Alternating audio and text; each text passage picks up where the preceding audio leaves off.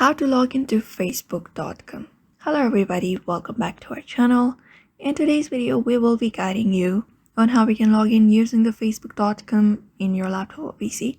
So if you are wondering on how you can log in or sign up in your Facebook, these are the processes you may follow and you should be able to log in or sign in into your account.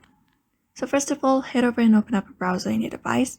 You can head over and open up any of the browser and directly type in www.facebook.com in your browser and you will be led to the space right here.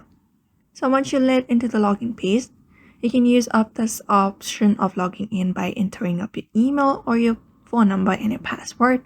Otherwise, if you don't have an account, you can just go ahead and normally create up an account and simply log in into your account.